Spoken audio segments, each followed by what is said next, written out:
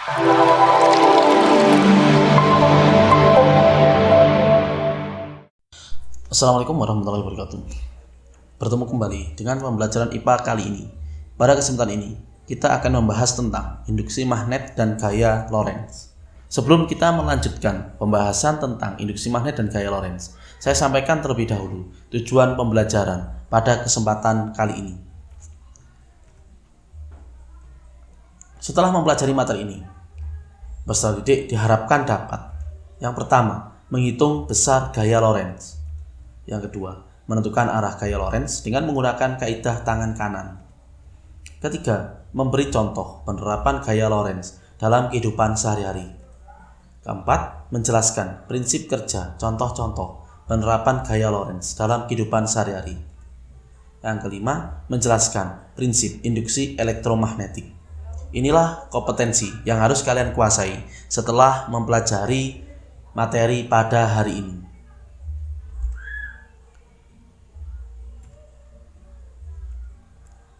Konsep induksi magnet berawal dari tidak terkendalinya putaran jarum kompas yang ada di kapal laut saat petir menyambar. Tahukah kamu apa yang disebut induksi magnet? Mengapa induksi magnet berhubungan dengan peristiwa tak terkendalinya putaran jarum kompas yang ada di kapal laut saat petir menyambar?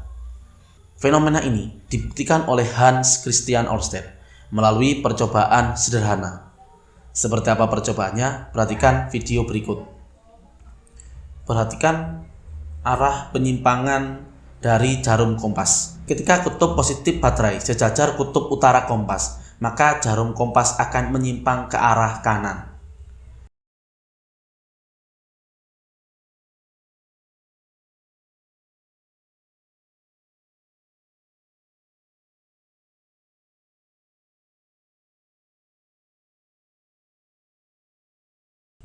Namun sebaliknya, ketika kutub negatif baterai sejajar kutub utara kompas, maka jarum kompas akan menyimpang ke arah kiri.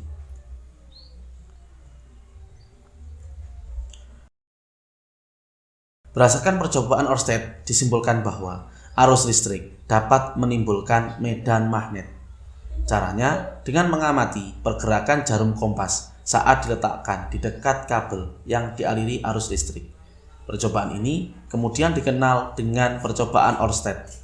Arah medan magnet dan arah arus dapat ditunjukkan dengan menggunakan kaidah tangan kanan.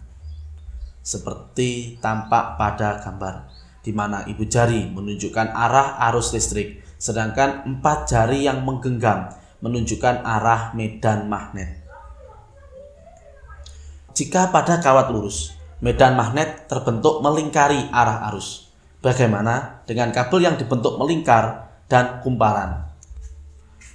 Untuk itu, perhatikan gambar berikut.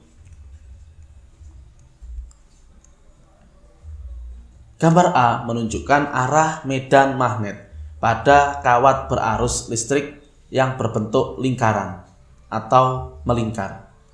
Medan magnet tampak melingkari kabel. Tetapi pada kumparan atau gambar yang B, medan magnetnya seolah-olah membentuk kutub utara dan kutub selatan pada ujung-ujungnya, persis seperti pada magnet batang.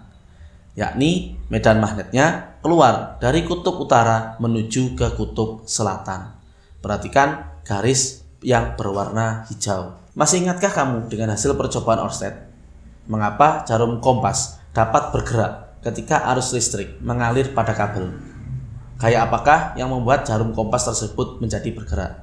Untuk memahaminya, kita akan melanjutkan pada pembahasan tentang gaya Lorentz. Untuk memahami gaya Lorentz, perhatikan percobaan berikut. Percobaan ini menunjukkan bahwa kawat berarus yang berada dalam medan magnet akan mengalami gaya yang disebut dengan gaya Lorentz.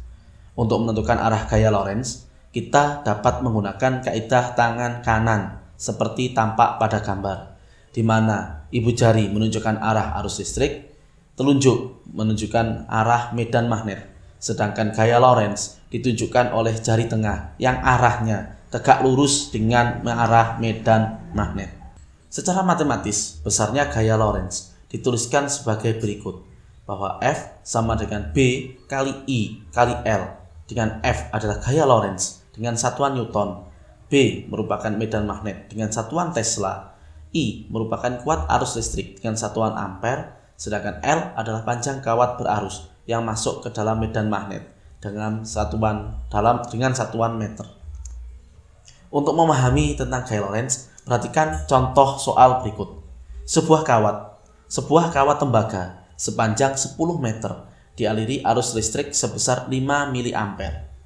Jika kawat tembaga tersebut tegak lurus berada dalam medan magnet sebesar 8 Tesla, berapakah gaya Lorentz yang timbul? Bagaimana cara pengerjaannya? Perhatikan pembahasan berikut. Untuk menyelesaikan soal hitungan semacam ini, sekali lagi cara pengerjaannya adalah baca per kalimat. Setelah kalian baca per kalimat, mungkin kita sudah sering mempraktekkan bagaimana cara mengerjakan soal hitungan semacam ini. Kita baca dulu per kalimat dan tulis besaran fisika yang ada di dalamnya. Yang pertama, sebuah kawat tembaga sepanjang 10 meter. Maka yang diketahui adalah panjang kawat yang nilainya adalah 10 meter. Kalimat berikutnya, dialiri arus listrik sebesar 5 mA. Maka besaran fisika berikutnya adalah arus listrik yang besarnya 5 mA. Karena menggunakan satuan miliampere, maka kita harus konversi menjadi ampere, di mana mili artinya adalah 1/1000. Berarti 5 per 1000 atau nilainya senilai dengan 0,005 ampere. Kalimat berikutnya, jika kawat tembaga tersebut tegak lurus berada dalam medan magnet sebesar 8 Tesla. Kalimat berikutnya adalah medan magnet, yakni B, dengan nilai 8 Tesla. Kalimat berikutnya adalah berapakah? Kalimat tanya. Maka yang ditanya yakni gaya Lorentz atau F. Bagaimana cara pengerjaannya? Seperti yang sudah dibahas sebelumnya, bahwa F adalah B kali I kali L. Maka 8 Tesla dikali 0,005 ampere dikali 10 meter, maka memperoleh hasil 0,4 Newton. Jadi gaya Lorentz yang timbul sebesar 0,4 Newton. Penerapan gaya Lorentz pada motor listrik. Apakah kamu pernah melihat motor listrik? Motor listrik digunakan untuk mengubah energi listrik menjadi energi gerak. Kalau kalian tadi memperhatikan bagaimana percobaan gaya Lorentz, nah seperti itulah skema dasar dari motor listrik. Motor listrik memiliki beberapa komponen, diantaranya magnet tetap dan kumparan.